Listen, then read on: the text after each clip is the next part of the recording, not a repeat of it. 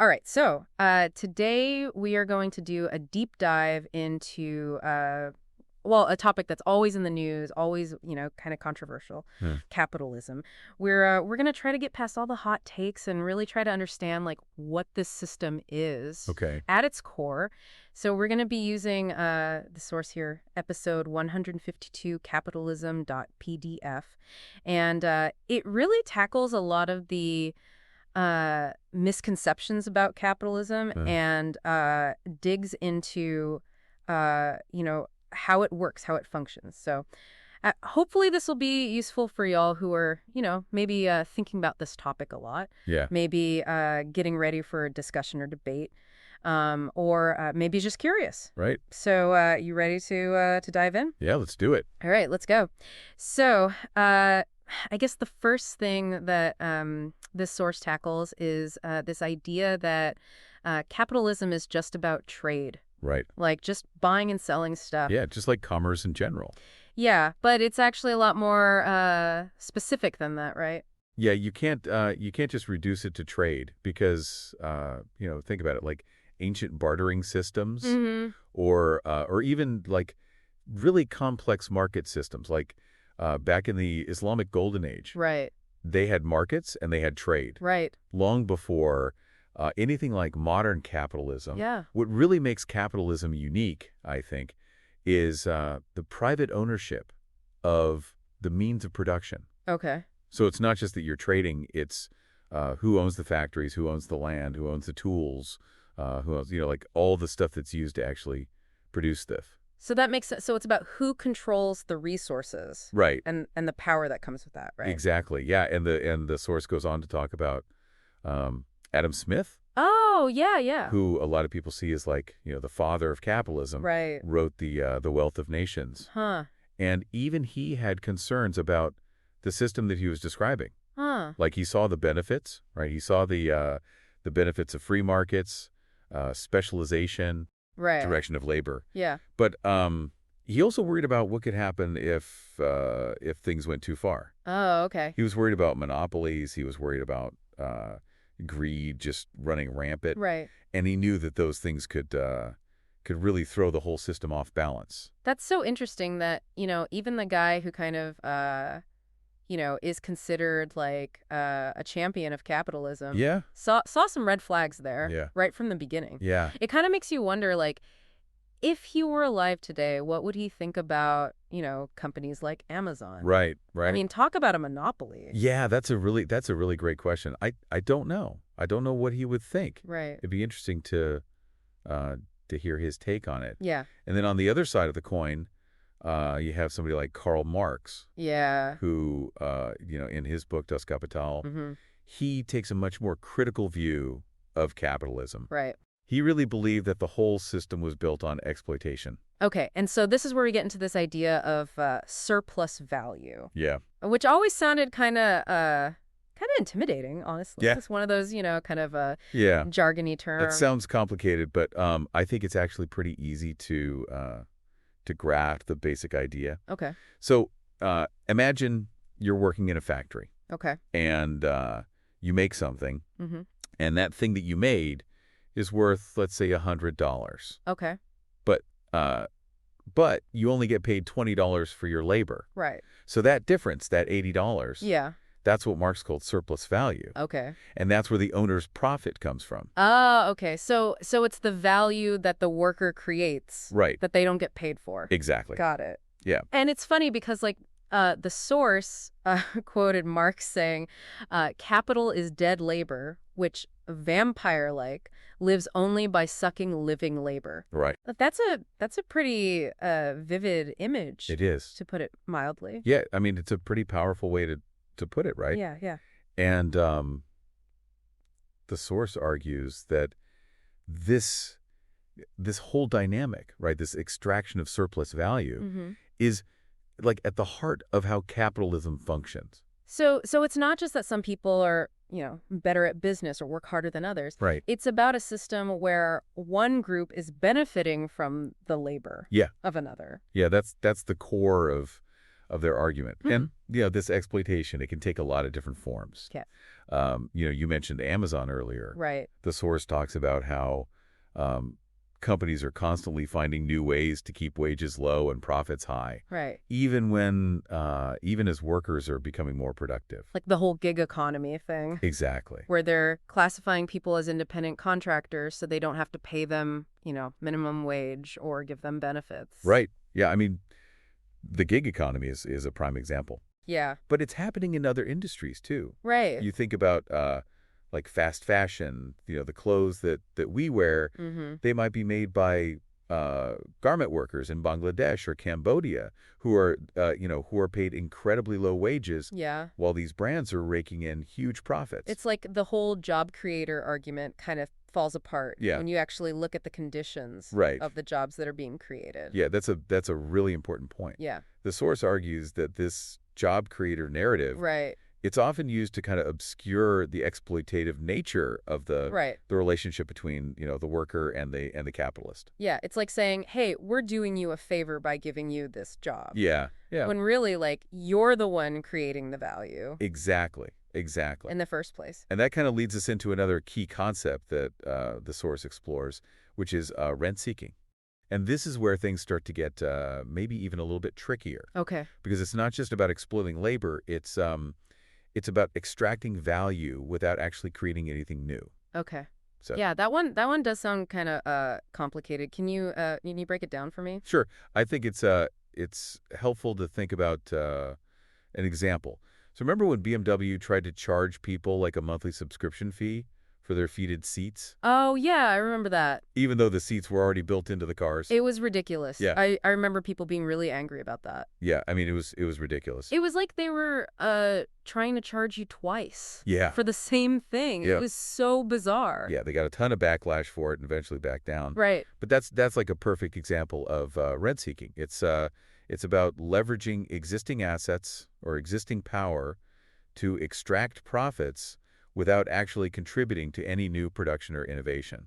Okay. So it's not just exploiting workers, it's like you're exploiting the system itself. Yeah. Almost. Yeah, that's a great way to put it. Yeah. And the source, argues that we're seeing more and more of this rent-seeking behavior, Right. especially as we shift more towards, like a subscription for everything model, Right. Yeah. like Tesla offering full battery capacity as a paid upgrade, even though the hardware is already there in the car. It's like you're paying extra for something that you already own. Right. It's like nuts. Yeah, it is a trend that's worth paying attention to, Yeah. especially as we move more and more towards a digital economy, a more service-based economy. So we've got exploitation of labor, we've got this rent-seeking behavior. Right. It's starting to feel like capitalism has a lot of ways to take advantage of people Yeah. built in. And and that's just the tip of the iceberg. Oh, no. The source goes on to argue that one of the most egregious examples of rent-seeking is happening right now in the housing market. The housing crisis. Yeah. Yeah. I figured you might go there. Yeah, I mean, I was waiting for it. Yeah. I knew it was coming. Well, it's hard to ignore the fact that you have private equity firms, you have hedge funds that are buying up homes and apartment buildings Mm-hmm.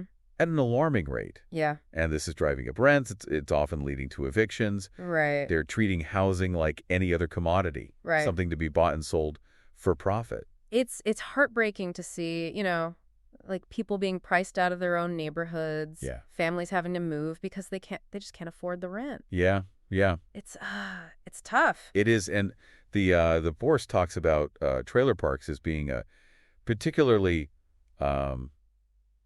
disturbing example. Okay. Because you have residents who often own their homes, Right. but they're renting the land that the home sits on. Yeah. And so they have very few options if the landlord decides to raise the rent. Right, right. It's not like they can just pack up their house and move it somewhere else. Right, right. It's a really tough situation. Yeah, it feels like a system that's almost designed to keep people trapped, Yeah, yeah, in that cycle of just struggling to make ends meet. yeah. And, the source also talks about how credit scores have become kind of a modern form of enclosure, Huh. preventing people from accessing loans, making it harder to break free from this cycle of renting. It's like the system is is rigged against those who are already struggling Yeah. in a lot of ways. And it's not just housing.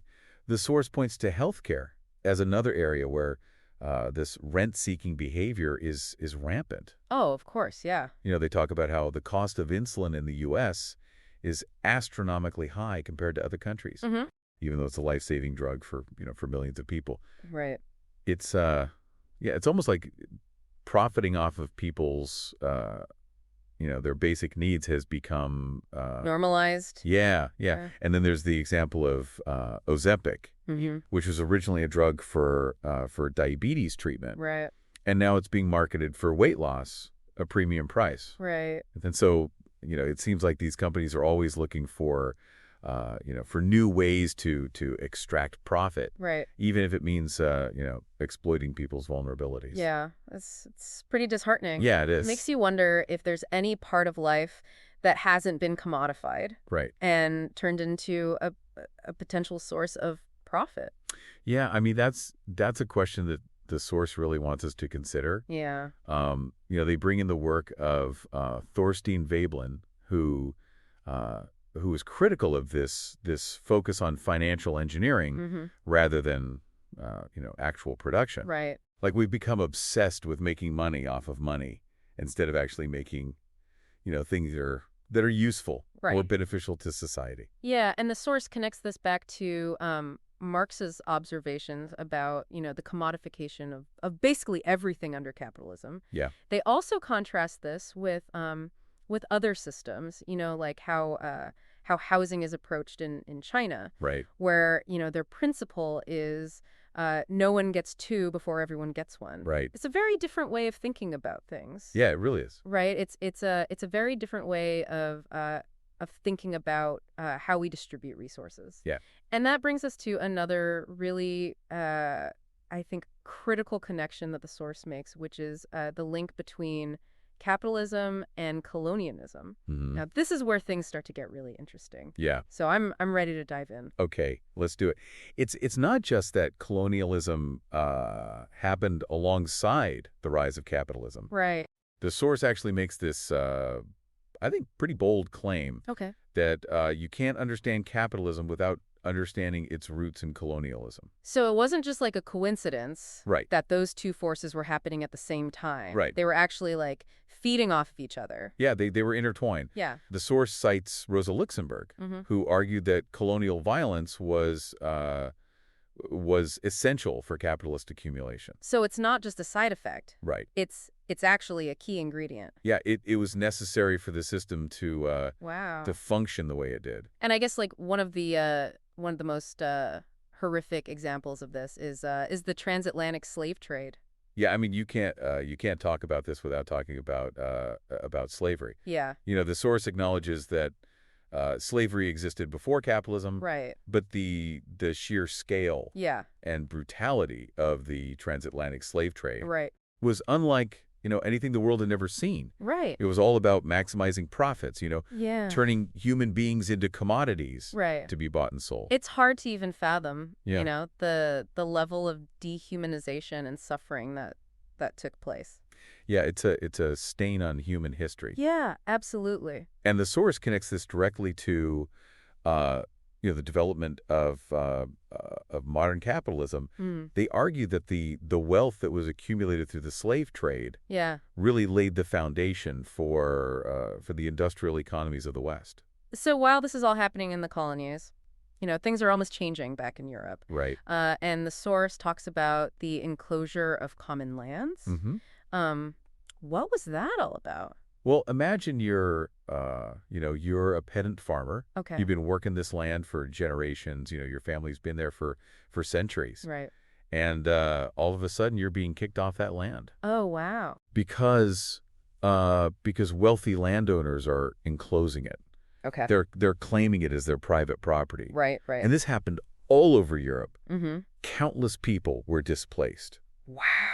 forced to look for work in these newly emerging factories. So they're creating a workforce Exactly. of people who have no other options Right. but to work in these factories. Yeah, you're getting it. Yeah. The source argues that this this dual process Mm-hmm. of violent displacement, Right. both in the colonies and then within Europe itself. Yeah. This was essential for the development of capitalism as we know it. So you've got the colonies providing the resources, Right. they're providing the labor, Mm-hmm. and then you have these enclosures happening back in Europe, Yeah. which are creating this pool of workers Right. who are desperate for jobs. Yeah. It's all coming together now. And yeah, the source says that this legacy of colonialism, Mm-hmm. it's still alive and well, even today. Oh, okay.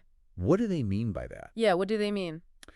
Well, it's what we call neocolonialism. Okay. It's this idea that the economic dominance of the global north Right. continues to be perpetuated, Okay. often through the actions of multinational corporations, Mhm. institutions like the IMS and the World Bank. Okay, but how does that actually play out in the real world? Like, are there any examples from the source? Yeah, they have a really, I think, striking example Okay. about the assassination of Muammar Gaddafi. Oh, wow. Okay. Yeah.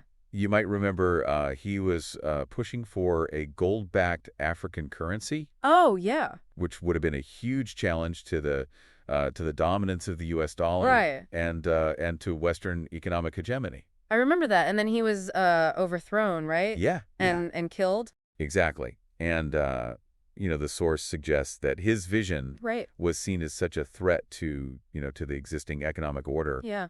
that he had to be eliminated. Wow. And Libya was destabilized. It's like something out of a movie, Yeah, like a geopolitical thriller. it is. It is. Yeah. It's a pretty chilling example Right. of how powerful interests will go to great lengths to protect their power. Are there any other modern day examples in the source? Yeah, they also talk about countries like El Salvador and Argentina, Okay. which have been caught in these IMF debt cycles, Right. forced to implement austerity measures Mm-hmm. that really hurt their own citizens Right. while benefiting foreign creditors. It's almost like history repeating itself. Yeah, yeah. Like former colonies being exploited Right. all over again. Yeah, and they also they highlight the extractive practices Right. of multinational corporations, Mhm. especially in resource-rich countries. Yeah. And they draw direct parallels Mm-hmm. to, the colonial extractivism of the past. So we've gone from like historical examples of exploitation and colonialism Right. to modern day examples. It Mm. seems like this isn't just ancient history. It's not. It's still very much a system that's in play. Yeah, that's the point they're making. Okay. That you have to understand this connection, Mhm. this historical context, to Yeah. really understand uh, the nature of capitalism Right. and how it operates, even today. Okay, so we've explored the mechanisms of exploitation. Right. We've looked at this rise of rent seeking. Hmm. We've connected all of this to the legacy of colonialism. Yeah. But the source says that there's one more piece to this puzzle, Okay. which is this myth of rugged individualism. Okay. What's that all about? This is where things get really interesting because this myth, this is what the source calls the glue that holds it all together. Okay. It's this idea that anyone can achieve success Mm-hmm. through hard work and determination alone, regardless of their background or their circumstances. Oh, the classic American dream narrative. Yeah. I'm sensing a but coming. Yeah, you're right to be skeptical. Okay. The source points out that this phrase, pulling yourself up by your bootstraps, Right. this actually originated as a critique Huh. of individualist folly. Really? It was meant to be absurd. Wow. It was a way of pointing out the impossibility Mm-hmm. of overcoming these systemic barriers Right. through sheer willpower. Wow, I had no idea. Yeah, it's amazing how that phrase has been, completely flipped. Yeah, It yeah, used to promote, the exact opposite of its original meaning. yeah. That's the power of ideology, I guess. It is. It is. Right. It can take an idea, Yeah. just like twist it to serve an agenda. Yeah. Yeah. So how does this myth of rugged individualism, how does that actually function to kind of maintain the capitalist system? Well, for starters, it obscures the reality of systemic inequalities. Okay. It makes us believe that if someone is struggling, it's their own fault, Right. rather than the result of a system that's designed to benefit some at the expense of others. So you're blaming the victim instead of actually addressing the root causes of the problem. Exactly. Yeah. And this sort of contrasts this individualistic mindset with the ideas of thinkers like Marx and Engels, Mm-hmm. who emphasize the importance of collective struggle Right. and solidarity Mm-hmm. in challenging these systems of oppression. So instead of seeing each other as competitors, we need to see each other as allies Right. in the fight for a more just world. That's the idea. Yeah. But the source, they argue that this Right. myth of rugged individualism, it's so deeply ingrained in our culture Right. that it's hard to even recognize it, let alone challenge it. Well, if it's so pervasive, like how did it get so deeply embedded in our culture in the first place? Well, the source argues that this myth is constantly being reinforced Mm-hmm. through media, through popular culture. Right.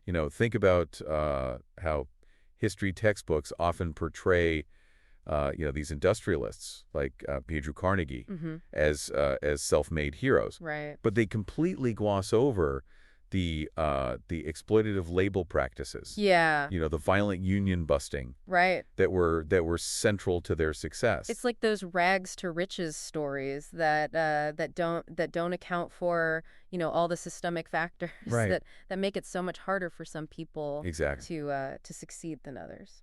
And then you have Hollywood movies Right. celebrating the lone genius who overcomes all odds Right. to achieve greatness, Right. which reinforces this idea that individual brilliance is all that matters. Right.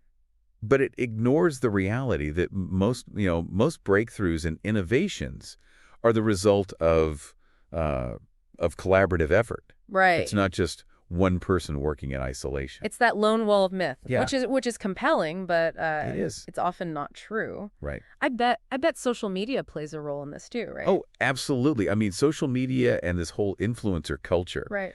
this takes this individualistic myth to a whole new level. Right. It's all about personal branding, Mm-hmm.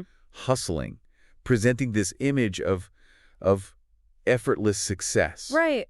which can be incredibly misleading Yeah. Yeah. and discouraging Right. for anyone who's actually out there, struggling to make ends meet. Yeah, it's like the pressure to succeed is just amplified. Yeah. Like 1,000 times over. Yeah, and it's all based on this individualistic framework Right.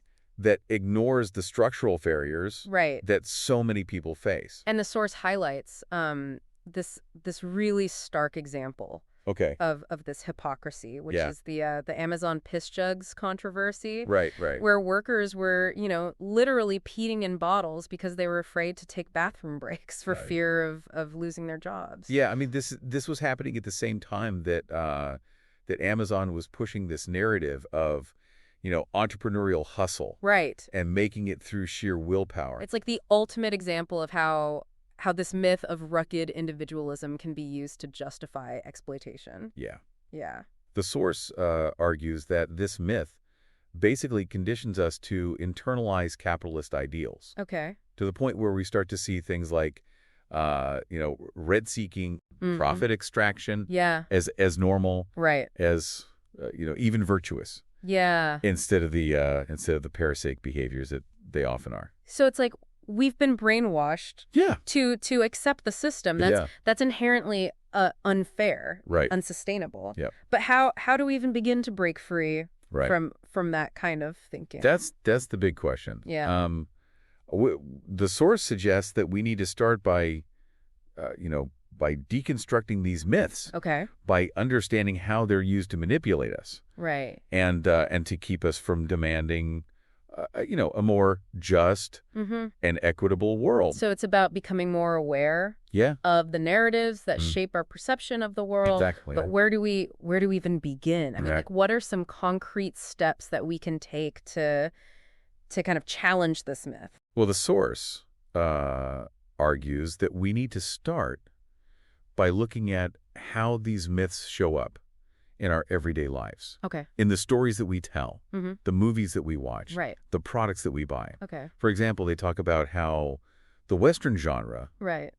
has romanticized westward expansion, Right, yeah. erasing, the genocide of native peoples, the Yeah. theft of their land, The classic cowboy hero right? conquering the wild frontier. Yeah, which is, you know, it's a powerful narrative, Yeah, it but is. it's built on Mm-hmm. a foundation of violence and dispossession. Yeah, yeah. And the source also talks about how we celebrate figures like Andrew Carnegie Right. as these self-made men Mm-hmm. without acknowledging the brutal exploitation Yeah. of workers Right. Right. that was central to their wealth accumulation. It's about looking beyond the surface, Yeah, understanding the true cost right. of these so-called success stories. Yeah, but it's hard to know where to begin. It is. Yeah, Right. it Like is. what can we actually do to challenge this? Well, I think that the first step is simply becoming aware of it. Okay. Recognizing how it's used uh, to shape our thinking Right. and to limit our imaginations. It's like that that quote from The Matrix. Mm-hmm. You take the blue pill, the story ends. You wake up in your bed and believe whatever you want to believe. You take the red pill, you stay in Wonderland, and I show you how deep the rabbit hole goes. That's a perfect analogy. Yeah. Choosing the red pill in this case means starting to question the narratives we've been told Right. about capitalism and individual success. Okay. It means looking for alternative stories, Mm-hmm. alternative models Right. for how we can organize ourselves Right. and create a more just Mm-hmm. and equitable world. So it's about opening our minds to different possibilities Yeah, and recognizing that the system that we live in, yeah, it's not inevitable. Sure. It's a human-made system, it is. and we have the power to change it. That's a really powerful point. Yeah. And it brings us to the final part uh, of our deep dive, Okay. where we're going to explore Mm-hmm. some of those alternative possibilities, Right. and what a more just and sustainable future might look like. So we've spent a lot of time kind of unpacking, I guess, like the dark side Yeah. of capitalism, Right. the exploitation, the rent seeking, Mhm. the deep-rooted connection to colonialism, Yeah. and this powerful myth Right. of rugged individualism Yeah. that kind of keeps the whole system chugging along. Mm-hmm. But the source doesn't leave us hanging there, does it? No, they don't. There's got to be some light Yeah. at the end of the tunnel, right? You're absolutely right. They don't just critique the existing system. They also point to the possibility Okay. of alternatives. Okay, give me some hope here. Yeah. Like what are some of these alternatives? Well, they talk about indigenous economies, for example, Okay. many of which are rooted in principles of balance, Mm-hmm. reciprocity, Right. sustainability. Okay. They emphasize a deep connection to the land, Right. a responsibility to future generations, which is Yeah. a far cry from Yeah. the endless growth model that drives capitalism. Yeah, it's like a totally different way of seeing the world, right? It is. Not just as like an election of resources to be exploited, but like, Right. a living system that Yeah. we're a part of. Exactly. Yeah. And they also highlight cooperative models Mm-hmm. where businesses are owned and controlled by the workers themselves. Okay, yeah. Prioritizing collective well-being Right. over individual profit. That makes a lot of sense to me. That Yeah. seems like a much fairer, more democratic way Yeah. of running things. Yeah, and then there are socialist experiments Right. throughout history, Mm-hmm. which while often imperfect, Right. offer valuable lessons Yeah. and Oh, yeah. insights Okay. into how we might create a more equitable and just society. I'm thinking about like, places like Cuba or the Scandinavian countries, Right? which, obviously they're not perfect, Yeah. but they seem to have achieved, a much higher level of social and economic equality Right. than most capitalist countries. And the source quotes bell hooks, Okay. who said, "Healing is an act of communion." Wow. And I just love that quote Yeah. because I think it speaks to It speaks to this need to come together, to support each other, to Yeah. recognize, our shared humanity. It's like the antidote Yeah, to that rugged individualism that we were yeah, talking about earlier, right. right? It's about understanding that that we're all in this together, Hmm. that that our literation is bound up with each other. Exactly. Yeah. And the source also brings in the work of Antonio Gramsci, Okay. who was an Italian Marxist thinker. Okay. And he talked about the need for a war of position, Okay. which is, uh, it's not about like a violent revolution. Right. It's a long-term struggle Okay. to shift the dominant narratives and Right. ideologies that that uphold the existing power structures. So it's about changing the way we think, Yeah. changing the way we talk about these issues, Mm, changing the stories that we tell ourselves right. about the world. Exactly. And that's where I think our role, like as deep divers, comes in. Yeah. The more we understand these systems and how they work, Right. the better equipped we are to challenge them Mm-hmm. and to create something better. It's like we're planting seeds Yeah. of change, spreading awareness, sparking conversations, Yeah. and hopefully inspiring others Yeah. to join the movement. Exactly. And it all starts with with education, Right. with questioning the narratives that we've been fed, Mm-hmm. with imagining different possibilities. Right. The source reminds us that we don't have to accept a system Right. that's built on exploitation and inequality. We have the power to dream Yeah. of a better world, Yeah. a world where everyone has enough, Right. where our basic needs are met, Hmm. and where our relationship with the planet is one of respect and reciprocity. It's a beautiful vision. It is. And it's definitely one worth fighting for. Yeah. But it can feel overwhelming at times. Yeah, it can. Like where do we even begin? Like what can we have individuals Right. actually do to make a difference? Well, I think that the first step is to